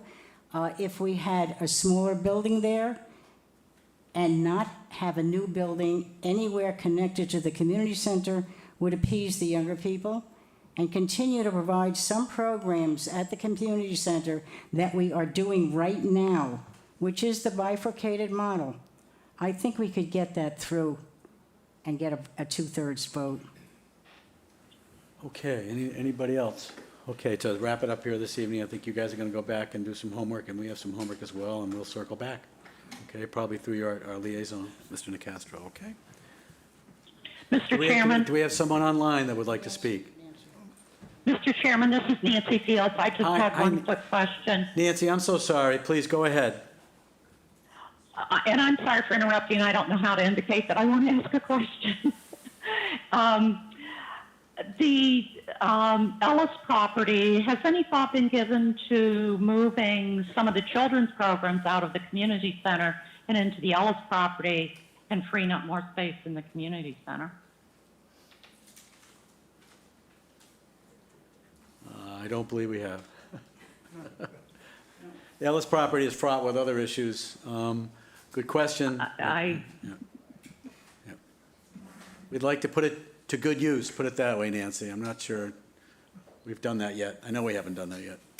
It's kind of a glib answer. I apologize. No, that's fine. It just seems to fit with this discussion, particularly of the community center, that, you know, maybe that property somehow can come into the discussion. Okay, thank you, Nancy. Okay. Pat, you want to, okay, we have someone out here? Yes, sir. Please identify yourself when you come to the microphone. If I don't know who you are, Hi, Stan Mansfield. I'm representing the think tank, which Dean is aware of. Maybe you could describe what it is. Pat? Oh, the think tank? You would like me to describe it? I gave it to Leah today. A group of people in Chatham got together and decided that they were going to look at other councils on aging and gather some information and presented it to us. And as I recall, Stan, in the back of my mind, I looked at this on the weekend, the recommendation was an addition 40 by 30 or 70 by 30 to the community center. Yes, am I correct? Yeah, but there were a lot of other considerations. And the advantage of going around to all these senior centers, you get a variety of pack of information from the directors, because the directors know everything that's going on. And the most recent senior centers that have been built have been in Wellfleet and Falmouth. Falmouth is a little bit out of the question because it's talk about the gold standard. But the key issue is how did they get to the point where they could actually get it passed? And none of them said it was easy. I mean, everyone's in sympathy with Chatham because they know the problems, and if any of you have ever been to or met with the directors of any of these places, it's really very simple. In Wellfleet, they had everybody in town behind it: the select board, the finance committee, the newspaper, the town manager. It's the only way it went through, and that's the only way it's going to happen here. Now, last time we had a very not a good vote from the finance committee, to put it mildly. And if you don't get the finance committee behind you, why even go to the town meeting? I mean, it doesn't make any sense. So when Jeff said at the meeting before, we're not going to do anything that we're not going to pass, because this is our last chance. Remember you saying that? We got to get something that'll pass, but if we don't get everybody behind it, the Friends, the Council on Aging, aggressively behind it, not just, we're in favor of it. And the newspaper's not easy either, as we all know.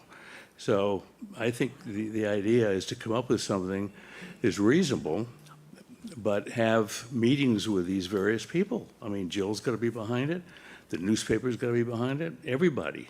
And that's exactly the ways that these two towns put it through. It seems like the support was even more important than the proposal. I mean, for instance, for some reason, I don't think we're even allowed to drive seniors to the meeting, and half of them can't even get there. I mean, we could get a group together and propose calling them. And someone said, well, you can't call them, they have to call you. Well, that's a dead issue. So, I mean, all these ideas are fine, but we have to get support. We have to be able to, I know a lot of the seniors, they'd be happy to go to the meeting, but someone said you're not allowed to approach them. I mean, this is absurd. So, anyway. well, you certainly can lobby for your positions, Dan, absolutely. I mean, you can certainly defend and lobby and support your position, absolutely. Well, we could have, last meeting, we Yeah. could have gotten, even though it was raining and this and that, we could have got enough people out. How many votes had to be garnered to make 2/3? It was some We needed absurd 98, low I number. believe. It was a very low number. Mr. Nicastro, and I guess this is addressed to Jill. My understanding is that as long as the town does not predispose the citizen as to which way to vote, if someone wants a ride to the town meeting, don't we do that anyway? We do provide that. I think that's true. We're not lobbying for one side or the other. We just make transportation available for seniors to town meeting, and then when they get there, we have the carts now, the golf carts that the CERT people. Is that correct Yes, statement? I had to verify it. I believe that there was transportation to the elections. That's allowed. Well, I think Is it the the issue opposite? was a person on the committee or a person from the town couldn't call them. I mean, we have a bunch of people, we've been working for, 9 months or a year on a lot of these issues, and I could easily get together 10 people that aren't on a town committee to do this. I thought when Mandy was here, we were able to provide transportation to town meeting for individuals. Maybe we should probably look into that. We As need to long as we verify. didn't take a position and say, if we want you to come and vote for this or against that. And it was the COA bus drivers that had a route. I think there was reservations that were made. Yeah. But let me verify that and I can get back Yeah. to the board. Could I ask a question of Stan? Because he was one of the leaders of the anonymous group, as they were called at the time. And they did a presentation. They did a lot of work on this, and they should be credited for that to the council board, which I heard.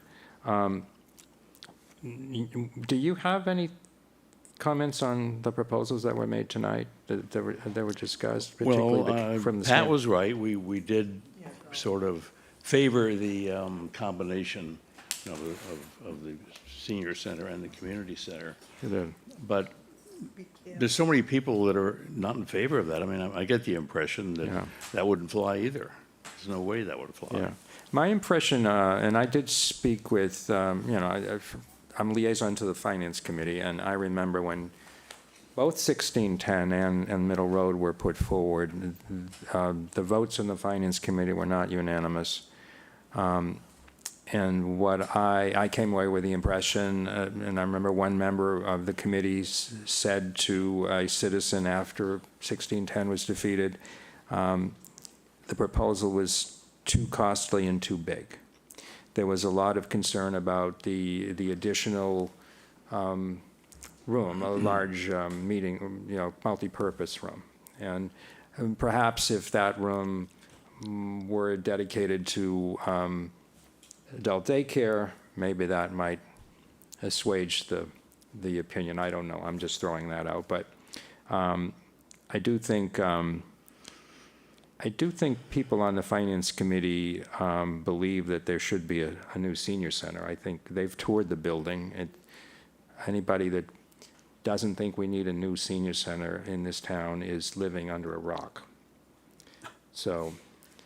Well, we did have discussion with someone on the Finance Committee, and he wrote a letter, and he more or less committed that they would favor it as long as it was reasonable. But tonight, the proposals we saw are the same size as 1610 and the same cost. Yeah. Okay, thank you. I don't want to belabor it. Well, no, to go back to your question, it's too big, too costly. Yeah. So I don't know how you overcome that. Thank you very much. Thank you, Stan. Meredith?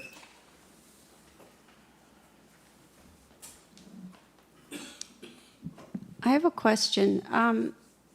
How do we change the way we vote? Because I know I asked Jill that once, and she said, ask Bill Litchfield. I just feel like for 2/3 majority to pass is very difficult, especially when people can move their articles, and then everyone leaves. And then last town meeting, we were on the field I was there for 6 hours. I had the last article. And the majority of people left. So how can anything get passed if we continue to vote this way? Why can't we take it to the polls? Because I know you could get young families, working families, more people that represent the town to actually vote on these articles.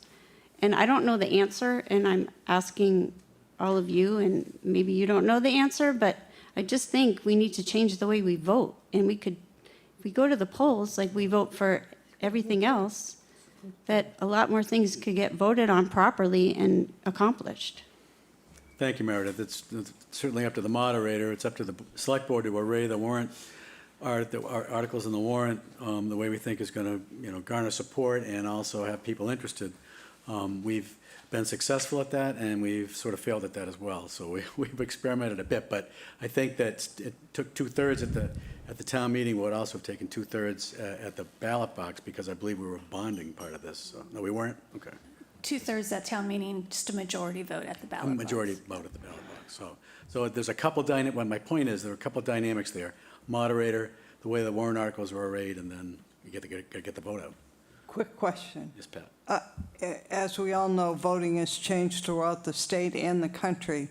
Why would, one, we not allow remote meetings as the governor has instructed? And two, why would we not allow mail-in ballots? Okay, all great questions. Mr. Nacastro, then Jill Goldsmith. Mr. Nacastro. Well, Jill can answer those questions because that's rooted in state law, but I just wanted to say, with respect to the arrangement of the articles, you know, this board spends a lot of time at the final meeting of the year before town meeting lining up the order, but it's not really the moderator per se who can change. I suppose he could, but I don't think that's what he's done. He's simply listened to the body at town meeting because people come up and offer motions to take things out of order, and, you know, he tries to make some sense of them and those requests, and they're usually put to a vote. So it sort of undoes what we work on, but that's the way it goes. You know, that's democracy. That is democracy. Ms. Goldsmith.